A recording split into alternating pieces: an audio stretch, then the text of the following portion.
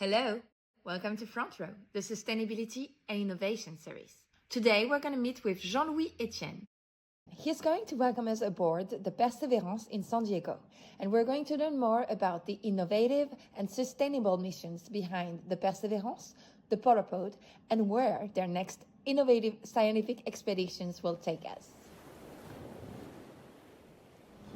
We are aboard the Perseverance. Welcome. Perseverance means resilience in French, great symbol of hope. And I know you were the first man ever to reach the North Pole alone. Absolutely. And before we dive into your work, I would love to know who were you before all this? Who I am? Yeah. I'm 79 soon. And I started to be an explorer, I like to say, since I was 8 years old. I was sleeping outside. It was a real adventure. I was dreaming about expeditions. And after that, I became a medical doctor, surgeon, and this dream of expedition came back. And I said, now I'm a doctor, I could offer my specialty to be a doctor in expeditions. And when I was 40, I decided to go to the North Pole. That's my challenge. You were on the North Pole, and then soon after, you had all this idea to create the Perseverance and the Polarpod. What inspired you to create them? Yeah. En français, non. Okay, let's do it en français, no problem. Il y a deux océans dans le monde qui sont difficiles d'accès. Il y a l'océan Arctique au nord, qui est gelé, qui est recouvert de banquise, d'une couche de glace. C'est un océan qui est fermé par la glace, difficile d'accès. J'ai construit mon premier bateau qui s'appelait Antarctica, qui s'appelle Tara aujourd'hui, très rond comme ça, de telle sorte que s'il y a la glace qui le serre, il monte. Il ne se fait pas écraser comme un bateau qui aurait des flancs. Et ce bateau a permis d'étudier l'océan Arctique. Il a dérivé avec la banquise. Deuxième océan polaire difficile d'accès, c'est l'océan austral. C'est le principal puits de carbone océanique de la planète. C'est un océan qui est autour de l'Antarctique. L'Antarctique, c'est grand comme les États-Unis et le Mexique réunis. C'est 70% de l'eau douce de la planète qui est gelée. Et tout autour, il y a cet océan austral, et les missions océanographiques sur cet océan se font essentiellement l'été. Et donc, toutes les publications se terminaient par « on a besoin de mesures in situ de longue durée pour 4 saisons ». Donc, la question, quel type de vaisseau, de bateau, permet d'accueillir des scientifiques sur un océan de tempête, et on a créé le Polarpod. Voilà, petite maquette. D'accord, génial. Petite maquette du Polarpod. Oui. Bien. Et donc on l'amènera à l'eau, à la verticale. D'accord. On remplit les ballasts, il va être entraîné par le courant et on va habiter là-haut. Il va y avoir 8 personnes. D'accord. 3 marins, 4 ingénieurs océanographes, plus une personne en fonction des programmes. Et c'est sa stabilité verticale qui permet la précision de la mesure. Et dans le contexte de décarbonation de l'énergie, c'est un exemple, parce que le moteur, c'est le courant, on n'a pas de moteur de propulsion, et l'électricité, c'est le vent. On a 6 éoliennes, donc il est zéro émission, zéro impact carbone pour une campagne océanographique très attendue par les scientifiques. Très bien. Net zero emission. We understood about the Polarpod. What's the Perseverance for? Les scientifiques nous ont demandé de faire 2 fois le tour de l'Antarctique pour valider toutes les mesures. Ça va durer 3 ans. Donc c'est Persévérance Qui va ravitailler le bateau et amener le nouvel équipage qui changera tous les 2 mois. D'accord. We know that those are very, very extreme conditions. It's super cold. How do the Polarpod and Perseverance enable you to collect accurate data? Ce qu'on attend de cette mission, c'est la précision des échanges de gaz carbonique, qui est l'acteur majeur du réchauffement climatique entre l'atmosphère et l'océan. Les navires traditionnels océanographiques font cette mesure et ils ont des ingénieurs qui font une étude par rapport, essayent de calibrer par rapport au mouvement du bateau. Il y a un gap. How does drafting with the Atlantic circumpolar currents benefit climate science La research? stabilité du polar pole va permettre de faire une mesure très précise. On a des capteurs en l'air, des capteurs à la surface, des capteurs dessous. Ouais. Et donc, ils ne sont pas influencés par le mouvement.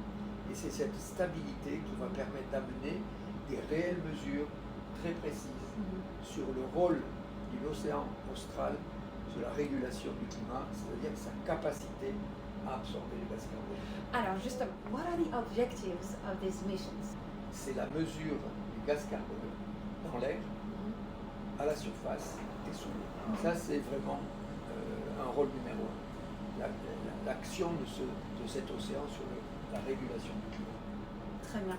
L'océan austral, le Southern Ocean, 22 000 km de circonférence, à lui seul, il capture 50% du CO2, du dioxyde de carbone, absorbé par les océans. Le CO2, c'est recapturé beaucoup plus dans les eaux froides que dans les eaux tempérées. Donc cette grande surface d'eau froide en fait le principal puits de carbone océanique.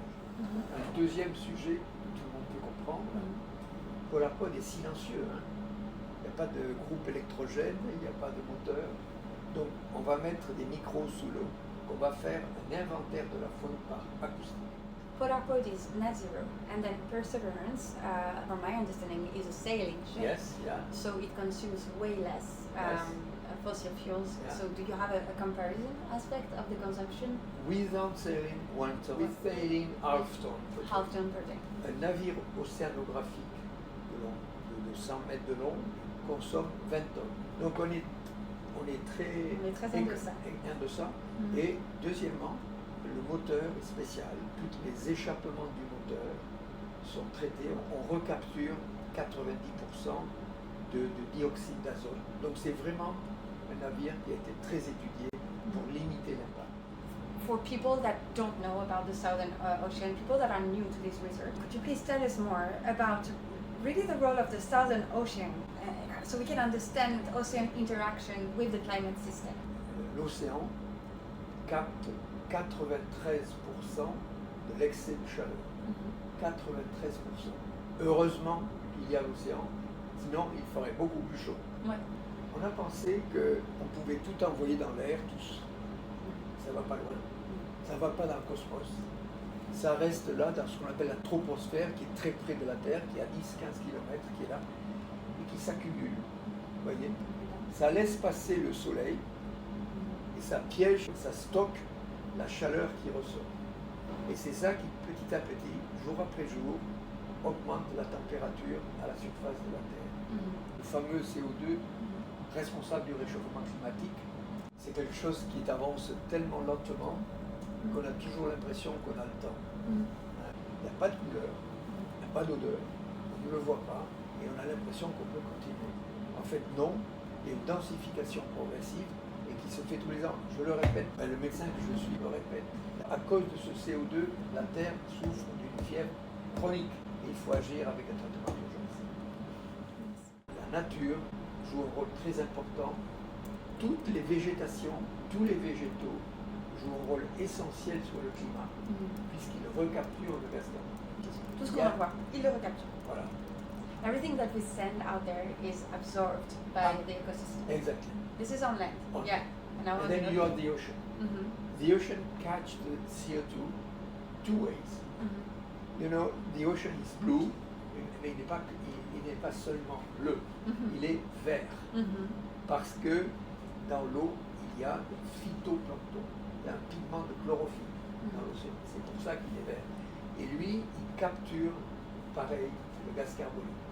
Et ça, ça va donner la nourriture, le point de départ de la nourriture de toutes les espèces en mer. Très très important. Deuxièmement, le CO2 se dissout dans l'eau. Voilà. Et donc cet océan que nous avons étudié, l'océan austral, on comprend qu'il est, par sa surface, sa température, un acteur majeur. Il recapture la moitié gaz carbonique absorbé par l'ensemble de l'océan de la planète.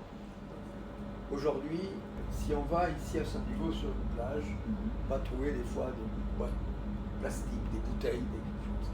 On n'est pas content, c'est normal. Mais celui-là, on peut le ramasser et le prendre. Deuxièmement, on peut faire attention de ne pas le jeter pour qu'il parte à la mer. Donc on a cette responsabilité et cette capacité d'action. Voyez. Mais quand la bouteille est partie en mer, avec les rayons ultraviolets du soleil, avec l'érosion de la mer, ça va faire des microplastiques. Et ce microplastique, c'est comme une petite île sur laquelle va se développer le phytoplancton, l'herbe plancton.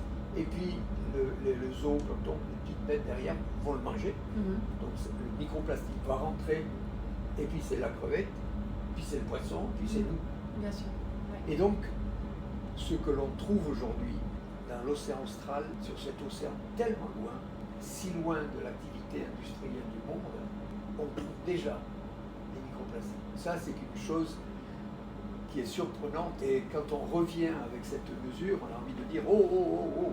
Vous voyez ce que je veux dire? Ouais. Faisons attention, parce que ça rentre dans le corps de tous les animaux. Et nous, quand on mange des poissons, on les gère. Nous avons la possibilité d'agir.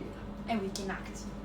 We can act and we can produce responsibly, consume responsibly, and of course making sure that we discard things properly.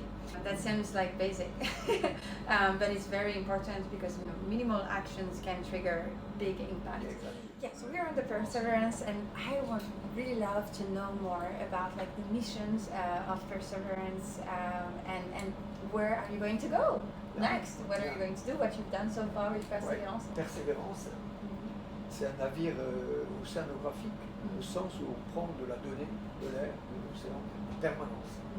Et donc on a plein de capteurs aujourd'hui, avec un équipage qui fait d'ingénieurs, qui régule quand le scientifique lui dit il y a quelque chose. Ici on capte la donnée, on l'envoie par satellite à différents laboratoires, le chercheur reçoit et il dit c'est bon, ah là il y a un problème. Donc avec ce genre de bateau qui a un faible impact sur l'environnement et un coût d'exploitation qui est beaucoup plus faible que les gros navires océanographiques, on est en train de devenir vraiment un navire océanographique d'avenir. Depuis San Diego maintenant, nous allons à Clipperton. Clipperton est un atoll, une île déserte. Et nous avons déjà travaillé sur cet atoll. Il y a 20 ans, on a fait un inventaire global de la faune à la fois à terre et en mer. Et nous allons maintenant, 20 ans après, faire de nouveau cet inventaire de faune. C'est important, surtout que il n'y a pas un habitant, c'est une île déserte. Donc l'impact sur l'environnement, il vient de ce que l'atmosphère, de ce que l'océan amène. Et il y a quelque chose qui est remarquable, qui est un peu dégoûtant, entre guillemets, il est recouvert de plastique. Donc ça veut dire qu'il y a un courant qui amène tout ce plastique. Donc ça, c'est vraiment une opportunité de montrer ce que nous bazardons, ce que l'on voit dans la mer et qui arrive à échouer. C'est tout petit, Clipperton. C'est tout petit sur l'océan et c'est déjà couvert. Ça donne une idée de notre manque de respect, je dirais tout simplement, pour l'océan. Ça, c'est à Clipperton. Et deuxièmement, il y a une action importante aussi. Il y a un bateau de pêche qui s'est échoué il y a 30 ans et qui a amené des rats. Nous, il y a 20 ans, on avait déjà une part kératisée et donc ça se multiplie. Et donc, c'est plein d'oiseaux. C'est la première colonie au monde de fourrasquer, c'est plein d'oiseaux. Voilà. Et les rats mangent les œufs. Une de nos actions, c'est la dératisation et l'expansion avec un support d'expansion de l'aire marine protégée. C'est déjà une aire marine protégée qu'il faut agrandir pour garder à distance les pêcheurs de thon parce qu'ils viennent vraiment tout près des côtes. Et ça fait partie de notre action sur Clipperton. What's next after Clipperton then? Alors après Clipperton, on va traverser le Pacifique jusqu'à l'Antarctique. Et nous allons aller en mer de Ross. La mer de Ross est une mer qui est enclavée, je dirais, autour de l'Antarctique, c'est le continent du pôle sud. C'est une aire marine protégée. C'est une défense politique, je dirais, de Barack Obama et de Kerry en 2016. Il va y avoir 10 ans. Parce que les Chinois et les Russes ne veulent pas d'aires marines protégées autour de l'Antarctique. Ça reste des zones de pêche intensive pour le krill, ce qui n'est pas bon. Et donc il y a 10 ans, cette force de négociation américaine a réussi à implanter cette aire marine protégée. Donc il y a une demande, ok c'est bien, qu'est-ce qui se passe dans 10 ans? 10 ans c'est maintenant, c'est 2026. Nous serons en 2026 en mer de Ross, et donc notre objectif c'est de faire un inventaire de la biodiversité, des manchots, des mammifères, etc., des analyses de mer. Nous avons tout un inventaire de la biodiversité avec un rapport qui dira voilà 10 ans après. Et ce qu'il faut espérer, effectivement, c'est ce qui est en train de se passer d'ailleurs, c'est montrer qu'il y a une efficacité sur la faune de cette. Donc ça, c'est un de nos rôles que nous aurons, défendre cette aire marine protégée, qu'elle continue à être une aire marine protégée, et que les autres projets d'aire marine protégée autour de l'Antarctique soient acceptés par la communauté politique mondiale. D'accord. So we have Clipperton and then we have the Ross Sea and what was that? When you have a vessel like this one, you have to plan very far. On a besoin d'un plan plus lointain pour la gestion du bateau, pour des propositions à des scientifiques. Et là, la prochaine, elle est très originale. Southern Ocean 4 Seasons. Je m'explique. L'océan austral aux 4 saisons. Parce que l'océan austral, il est étudié essentiellement l'été. Et toutes les communications scientifiques se terminent, on a besoin de mesurer in situ de longue durée. On a besoin de mesurer toute l'année. Donc PolarPod, quand il sera prêt, pourra faire ça. Mais, en attendant, nous allons le faire avec persévérance. On va faire 4 voyages depuis la Terre, c'est-à-dire presque l'Afrique du Sud, depuis la Réunion très précisément, jusqu'à la limite de la banquise, à la limite de l'Antarctique. Et on va faire ça aux 4 saisons, pour voir ce que les chercheurs appellent la saisonnalité. Qu'est-ce qui se passe en dehors de cette planète que l'on connaît. Et ça, c'est très attendu par la communauté scientifique internationale. J'ai fait ici une conférence au Screech, j'en ai fait une à San Francisco, et donc tout le monde dit wow. Là, Persévérance est équipé pour faire ça. Il a des capacités glace, donc on peut approcher la limite de la banquise sans risque. Génial, super. Ça, c'est 2027-2028. 2027-2028. Okay, so we have so much coming up, like with the Clipperton, the Ross Sea, and then the 4 seasons. The studies around the 4 seasons. It's going to bring a lot of new data, and that's very exciting. And those are missions that are very necessary to understand the evolution and the role of the southern oceans and the role of all the oceans in the climate system. How can we support you? How can we help you? What are your goals? What are your needs to make this happen? Nous avons un programme à long terme, effectivement, et on offre aux scientifiques des perspectives qui sont rares. Et donc nous sommes en permanence, je dirais, en mission. Et ce dont on manque le plus, effectivement, ce dont on a le plus besoin, c'est de financement. Et le niveau de financement à l'heure actuelle d'un bateau comme Persévérance pour cette mission, c'est 2 millions par an, avec une perspective de 5 ans, c'est-à-dire 10 millions sur 5 ans. Ça permet effectivement d'assurer nos campagnes océanographiques, nos campagnes scientifiques. Et on parle toujours du bateau, mais il y a une structure à terre. Et c'est la structure à terre qui diffuse l'information, qui la capte, qui fait des programmes qui sont pédagogiques, qui sont actifs. Donc à la fois pour nos activités à terre, qui sont des relais pédagogiques, et puis des relais aussi de construction des projets. On a besoin de financement. Tout le monde peut donner. On a sur le site internet donation. Maintenant, on a des partenaires qu'on appelle des sponsors, nous en France, ce sont des partenaires qui veulent une visibilité, donc ils peuvent être affichés sur le bateau. C'est classique, donc sponsor. Puis on a des mécènes avec des capacités de défiscalisation. Voilà, donc on est très attentif. On a bien sûr des tableaux de contrepartie. Donc si quelqu'un est intéressé pour nous soutenir, tout à fait, on partagera toutes les possibilités qu'on peut lui offrir en fonction de son niveau d'investissement. Donc il y a les mécènes, sponsors, et puis sur le site il y a donation, donc tout le monde effectivement peut contribuer, et la somme de tous fait qu'on arrive à vraiment... Step by step we can make King Cross Mountains. And we're going to follow you. We will be there too with you. We're going to follow you on the celebration of this marine, the 10 years of this marine protecting area. We're going to check in with you, see what data you found, what progress have been made within those 10 years, what needs to be done. You said a lot already. Besoin de relais comme vous. We need really. Thank you. And again, the value you bring here is very much needed, and I'm very honored to be here with you. Do you have a message, something that can entice us to keep hope and to believe that missions that you do, every small actions that we do, can have a positive impact? La chose qui m'a marqué en termes d'environnement, ce que j'ai pu constater, en 1993, je me souviens bien, avec le bateau qui s'appelait Antarctica, justement, c'était mon bateau précédent. J'avais été en Antarctique, visiter une station anglaise, et c'est à cette station anglaise qu'on s'est rendu compte qu'il y avait une disparition progressive de l'ozone. Alors l'ozone, c'est une molécule, 3 molécules d'oxygène, 3 atomes d'oxygène qui forment l'ozone. Et on ne le voit pas non plus, c'est dans l'air, c'est à 30 km, et ça arrête les rayons ultraviolets nocifs du soleil. On a besoin de cette couche d'ozone. Et en Antarctique, dans cette station, ils s'étaient rendu compte que l'ozone était en train de disparaître. Si l'ozone disparaît, on va recevoir des rayons ultraviolets, je dirais, mortels, vous voyez, et notamment les UVC sont très dangereux.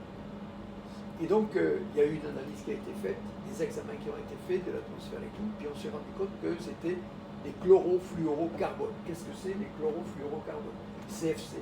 Ben, c'est un gaz qu'on utilise dans les réfrigérateurs, dans les aérosols. Et donc, on se dit, mais si on continue comme ça, toute l'ozone va être détruite. Et il s'est passé quelque chose d'intéressant. D'abord, on se rend compte que, je dirais, c'est presque pour la première fois que l'homme, par ses activités, est capable de changer la composition de l'atmosphère d'une manière qui peut devenir dangereuse. Donc ça, c'est une première constatation. Et deuxièmement, il y a autre chose qui est intéressant avec l'ozone, c'est que les 10 ou 15 grosses industries dans le monde qui produisaient CFC se sont réunies. Ils ont dit, bon, il faut arrêter, on va trouver autre chose. Et il y a eu cette intelligence de deux choses. D'une part, de dire, il faut trouver autre chose. On le sait le trouver, on a l'intelligence pour le faire. Et ces entreprises ont décidé en commun de le faire. C'était donc la première fois qu'une communauté, ça s'appelle le protocole de Madrid, a décidé de prendre des mesures, de solutions. Et l'ozone est en train de revenir assez vite. Et donc on est à l'abri aujourd'hui de cette douche ultraviolet extrêmement mortelle. Voilà un exemple. À partir du moment où tout le monde se met autour de la table, on met le problème là. Et si chacun, effectivement, défend la vue collective au service de l'humanité, ça permet d'arriver à des solutions. Souvent, ce sont des décisions courtes, avec des décisions essentiellement économiques, industrielles, politiques, qui n'ont pas de perspective, qui n'ont la seule perspective de défendre l'instant. Donc, on a aujourd'hui conscience de la situation à l'échelle planétaire, on a l'intelligence des solutions, à condition de faire les investissements qu'il faut et que chacun soit efficace sur sa zone d'influence. There is hope. Merci pour votre accompagnement. Merci Votre à vous. confiance. Merci beaucoup.